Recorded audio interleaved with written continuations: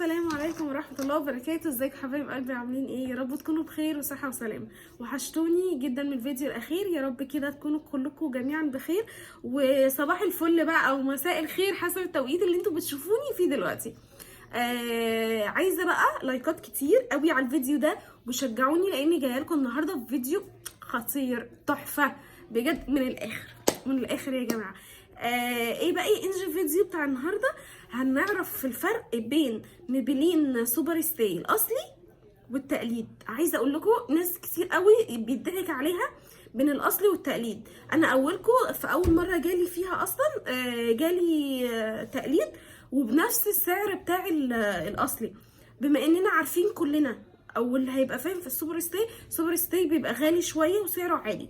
طبعا ده بحسب جودته ونظافته، وطبعا نظيف جدا على ان انت تحطي حاجه نظيفه على شفايفك، دي حاجه مهمه جدا. فهو فيه مميزات كتير وهنقولها كلها مع بعض، بس انا حبيت اديكم نبذه ان احنا هنعرف النهارده الفرق بين التقليد ميبلين سوبر ستاي التقليد والاصلي. يلا تعالوا يلا نعمل لايك للفيديو ده وكومنتات كتير، انزلوا اعملوا لي كومنتات واشتركي في القناه لو انت اول مره تشوفيني، وفعلي زر الجرس عشان يجيلك كل جديد من عالم جيجي. يلا تعالوا معايا. طيب النهارده بقى هنعمل ايه؟ هنعرف الفرق بين الميبلين سوبر ستاي الاصلي والتقليد، وجبته منين وكل التفاصيل هتكلم عنها. طبعا احنا عارفين الميبلين كان من فتره سعره بيتراوح 200 وانت طالعه. ده كان سعره الاول، انا سمعت دلوقتي ان هو ب 300 جنيه. فكان علشان تجيبي حاجه نظيفه كان بيضحك على الواحد كتير، فلازم تعرفي ايه الفرق. عشان كده انا كنت حابه ان كلكم تستفادوا من حاجه زي كده. فطبعا انا دلوقتي معايا الميبلين الاصلي اهو. بصوا يا جماعه، اول حاجه انا هجيب لكم واحد لان انا خلاص دمرتهم استهلاك اصلا. اللي انا حاطاه دلوقتي انا هجيب لكم اللي انا حاطاه دلوقتي واللي انا بحطه كل يوم، اللي هو ميبلين درجه 70 اهو يا جماعه.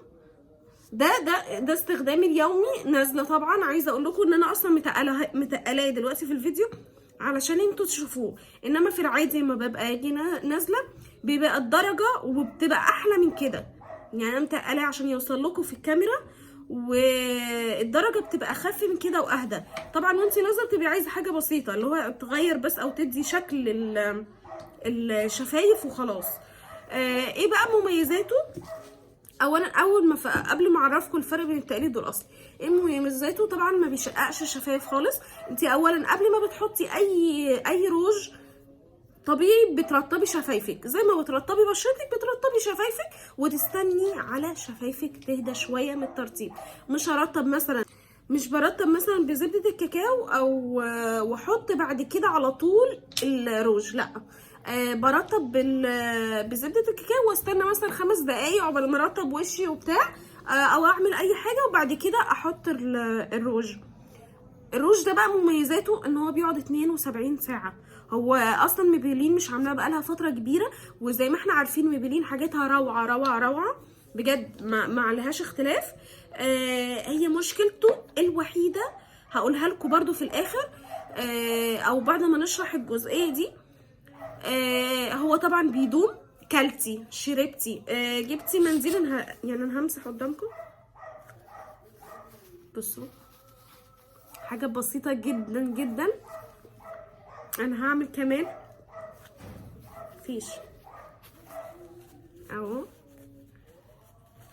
حاجه بسيطه قوي قوي اللي طلعت، ومع اني اتكيت جامد. يعني انا متكه كده بتكه جامد، وكمان انا لسه حاطاه على فكره قبل الفيديو بحاجه بسيطه، فطبيعي ان هو يخرج حاجه بسيطه قوي.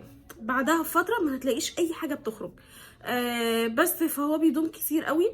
كلتي بقى زي ما بقول لكم، شربتي مش عارفه ايه، لا هو ثابت معاكي حلو قوي في كده في ثبتانه، ودرجاته روعه. درجاته يعني خطيره.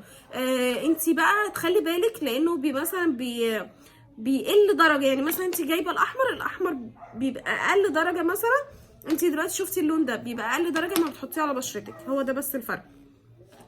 بس ايه تاني بقى المشكله بقى اللي فيه؟ نروح بقى للمشكله اللي فيه. المشكله اللي فيه ان هو اما بتيجي اول ما بتحطيه كده بيلزق في تلزيقه، وفي ناس بتدوم معاها التلزيقه دي شويه، واللون ما بيغطيش الشفايف لحد جوه، يعني مش الحته اللي بره. يعني في ناس بتحب ان هو يوصل لحد الاخر كده، بعد فتره بيتمسح ما بين ما بتيجي تتكلمي بتمسح من هنا. طبعا ده مش مع كل الناس، في ناس بيبقى طبيعي معاهم وما بيحصلش، لما بيحصل احتكاك من هنا كده ما بيتمسحش. في ناس التلزيق ده بيحصل معاهم برضو. فهي دي المشكلتين او يعتبر مشكله اللي بتحصل. تمام، خلصنا الجزئيه دي وبس. يعني اقول لكم تحفه.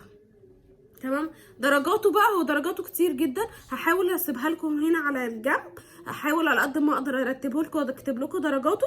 تمام. بتجيبيه منين؟ طبعا بتجيبيه من الستورز بتاعه، في مولات كتير. هحاول برضو اشوف لكم العناوين اكتبها لكم في صندوق الوصف. تاني حاجه، ممكن لو عايزه تجيبيه اونلاين ممكن تجيبيه من الصفحه بتاعتهم، هحاول برضو اسيبها لكم في صندوق الوصف. و تجيبيه منين تاني على اونلاين؟ جوميا الوكيل بتاعهم اصلا اونلاين هو جوميا. قصدك واحد جوميا ان انت تجيبي من عنده.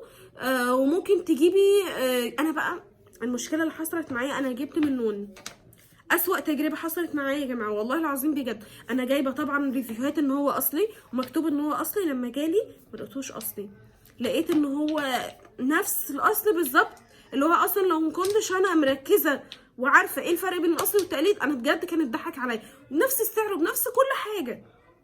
بس الحمد لله عملت استرجاع وعرفت ارجعه وجبته بقى من جوميا الاصلي. تمام. ايه بقى درجاته؟ اول حاجه الدرجه 70 اللي انا قلت لكم عليها دي.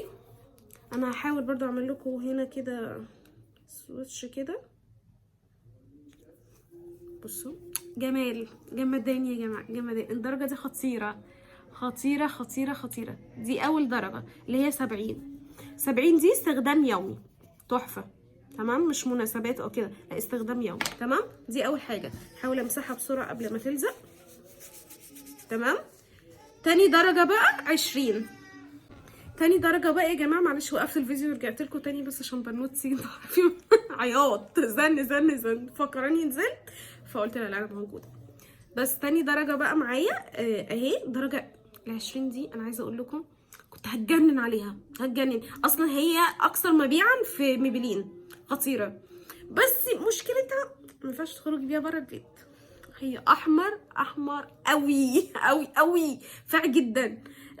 ممكن مثلا لو الدنيا بيس ممكن تخرجي بيها، وممكن حفله سهرات بالليل بتاع، انما الصبح في درجه 20 اهي. بصوا خطيره، هشوفها لكم. ما ينفعش، خدي اصبري. بصوا يا نهار ابيض، يا نهار. انا عايزه اقول لكم الدرجه مش باينه عندكم، تحفه تحفه تحفه تحفه. بصوا يا جماعه خطيره. تمام، دي 20. بصوا بقى في درجه كنت جايباها ومش فاكره درجتها ايه، بس هي قريبه برضو من الاحمر، بس مش الاحمر يعني مديها على اورنج شويه.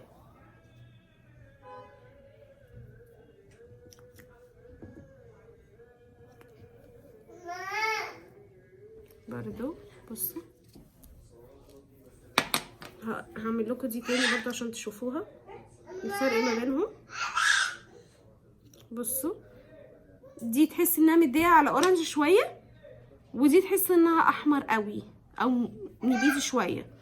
بصوا انما بقى ال70 نود قوي.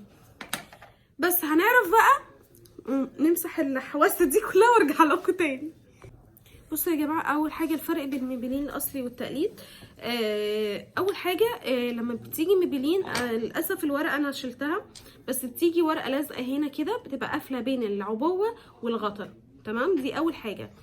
تاني حاجه بصوا بتيجي من هنا الورقه دي بتبقى فيها الباركود ده ينفع تخشي بيه على الموقع وتعرفي هو اصلي ولا لا. تنقلي الرقم اللي هنا، تمام، بيبقى فيه اهو رقم، بتنقلي الرقم اللي هنا وبتعرفي.